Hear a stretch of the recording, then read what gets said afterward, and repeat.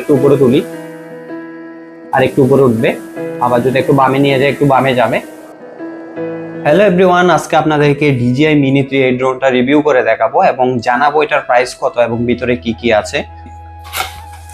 তো box open করলে আমরা শুরুতে যেটা পাই, এখানে একটা হ্যান্ড ব্যাগ আছে, যেটা মূলত একটা ক্যারি করার ব্যাগ আর কি। অন্যান্য জায়গায় কিংবা আমরা যদি বাইরে কোনো জায়গায় যাই তখন এই ব্যাগে করে ড্রোনের সমস্ত কিছুকে আর কি এটার মধ্যে আসলে বহন করা হয় আর কি।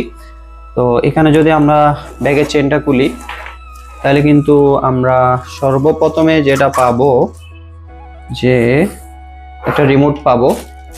আচ্ছা, আমি আপাতত এখানে রাখলাম। তারপর পাবো ড্রোনটা। আমি ড্রোনটার পলিটা খুলে ফেলি, যদিও এটা আমি একবার আগে আনবক্সিং করছিলাম, যেখান থেকে কিনছিলাম ওইখানেই। তো আপনাদের সামনে আরেকবার আনবক্সিং করছি আপনাদের দেখানোর সুবিধার্থে, এবং ফ্লাই করে দেখাবো আসলে ড্রোন কিভাবে ফ্লাই করতে হয় সকল বিষয়গুলা। তো এখানে ড্রোনটা আছে, তারপর এই ড্রোনের সাথে এখানে এই যে রিমোটটা আছে, এটা DJI RC রিমোট, মানে ডিসপ্লে সহ আর কি। তারপর এখানে আছে এক্সট্রা দুইটা ব্যাটারি আর ব্যাটারি হোল্ডার, আর ড্রোনের সাথে আছে একটা ব্যাটারি। আর প্রত্যেকটা ব্যাটারিতে মেবি 38 মিনিট ফ্লাইট টাইম। তো তিনটা ব্যাটারি দিয়ে আপনারা অনায়াসে অনেকটা ফ্লাইট টাইম পেয়ে যাবেন। তো এই তিনটা জিনিস আর কি মেন। এছাড়াও এখানের মধ্যে আরো বেশ কিছু জিনিস আছে। এখানের মধ্যে কিছু প্রপেলার আছে পাকা, আর এখানের মধ্যে আছে কিছু ডাটা কেবল এবং ইউজার ম্যানুয়াল, এই সকল বিষয়গুলো আর কি। তো এখানের মধ্যে আমরা শুরুতেই ড্রোনটা দেখি। তো ড্রোন হলো গিয়ে এটার সাথে আসলে রিমোটটা কানেক্ট হয় আর কি। তো শুরুতে যদি আমি ড্রোনটা ফোল্ড অবস্থায় আছে, আমি এটা খুলে নিচ্ছি। এই যে ড্রোনটা পুরোটা খুলে নিলাম। এরপর আমাদের এখানে ক্যামেরা গিম্বেল আছে, ক্যামেরা গিম্বেলের যে বাইরে যে গার্ডটা আছে এই গার্ডটা খুলে নিলাম।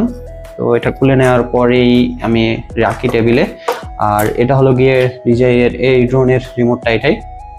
এখন এই রিমোটটার অন করার জন্য শুরুতেই আপনার আচ্ছা, এখানের মধ্যে আরেকটা জিনিস আছে। এখানে হলো গিয়ে আমাদের জয়স্টিকের যে এই নজলগুলা কিন্তু পিছনে এখানেই থাকে। তো সেই জন্য আমরা নজলগুলা খুলে নিব।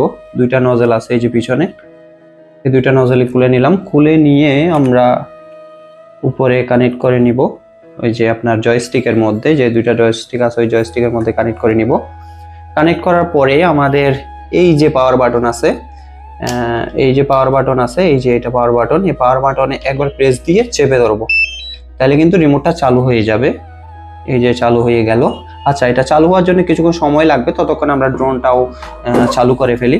তো সেম ভাবে ড্রোনও আপনি সেম একটা প্রেস দিবেন, একটা প্রেস দিয়ে চেপে ধরবেন, ড্রোনও কিন্তু চালু হয়ে গেল।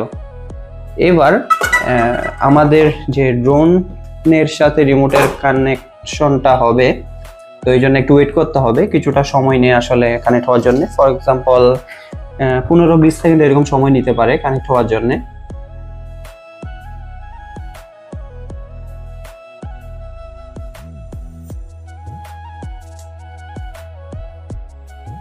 তো আপনারা দেখছেন যে আমাদের ক্যামেরাম্যানকে একটু করে দেখাই। এই যে আমাদের ক্যামেরাম্যান, এই যে দেখেন আমাদের ড্রোনের সাথে রিমোট কিন্তু কানেক্ট হয়ে গেছে। বাট এই মুহূর্তে আমাদের জিপিএসটা নাই, কারণ আমরা ইনডোরের মধ্যে আছি।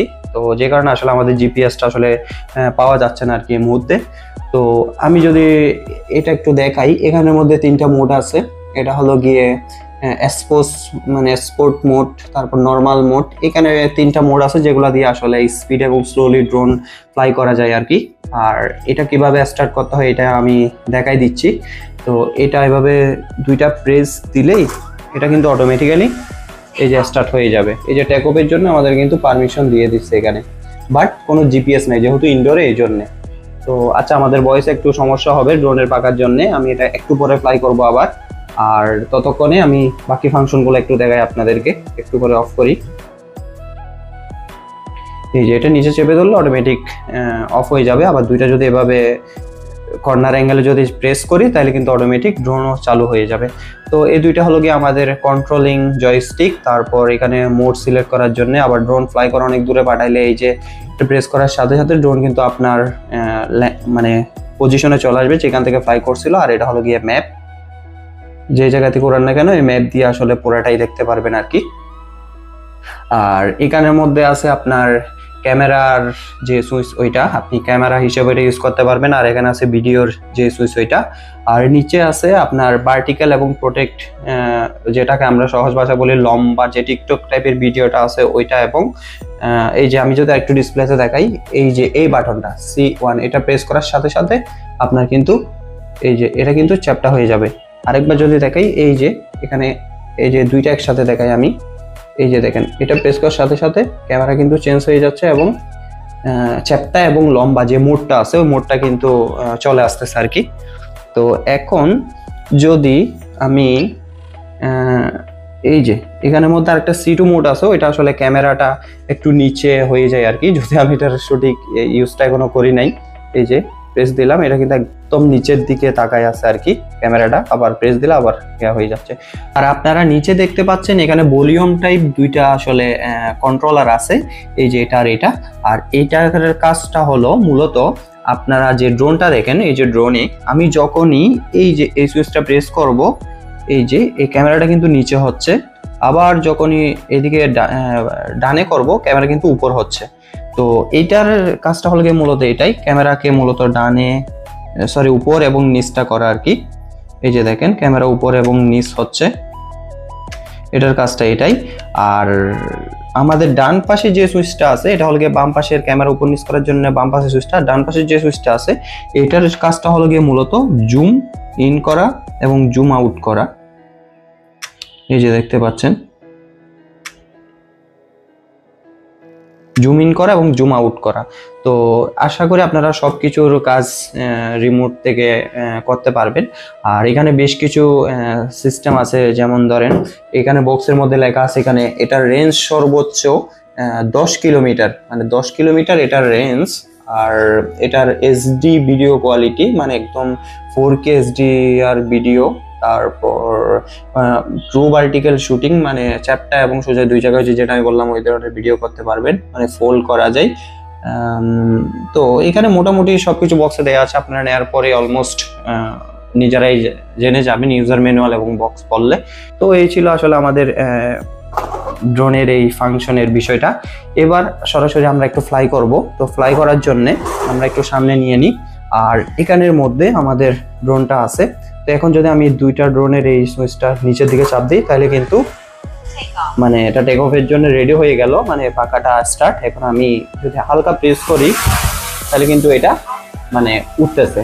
তো এইভাবে আসলে ড্রোনটা মানে সামনে পিছে এভাবে আপনি নিয়ে যাবেন। আর আপনি যদি আরেকটু উপরে তুলি আরেকটু উপরে উঠবে, আবার যদি একটু বামে নিয়ে যায় একটু বামে যাবে। এভাবে আসলে পুরা ড্রোনটাকে আপনি কন্ট্রোল করতে পারবেন আর কি। যদিও ড্রোনের সাউন্ডের জন্য আসলে আমার সাউন্ড শোনা যাচ্ছে কিনা আমি শিওর না, বাট আমি একটু জোরে বলতেছি আপনাদেরকে শোনানোর জন্য। এবং আসলে পুরো ড্রোনটা মানে ফ্লাই করতে হয় আর কি। তো আমি এখন টেবিলের মধ্যে ল্যান্ড করব এই ড্রোনটাকে, তো দেখা যাক আমি পারি কিনা। যদি এখানে জিপিএস নাই, ড্রোন একটু ওলট পালট এদিকে ঘুরতেছে। যদি জিপিএস থাকে তাহলে কিন্তু ড্রোন খুবই স্টেবল ভাবে কিন্তু ফ্লাই করে। তো সেই জন্য আমি তাড়াতাড়ি নামাই ফেলতেছি, কারণ জিপিএস ছাড়া ড্রোন ফ্লাই করা একদমই উচিত না, কারণ তখন ড্রোন আসলে এই যে বাতাসে কিন্তু ইতিমধ্যে ডাকনা সব ফেলে দিচ্ছে। তো আমি ট্রাই করব যে জিপিএস সহ নিয়ে মানে ড্রোনটা করা। এই যে এখন আমাদের ডিসপ্লেতে যে ল্যান্ডিং এর ভয়েসটা এটা কিন্তু দিয়ে দিল ল্যান্ড হওয়ার সাথে সাথে।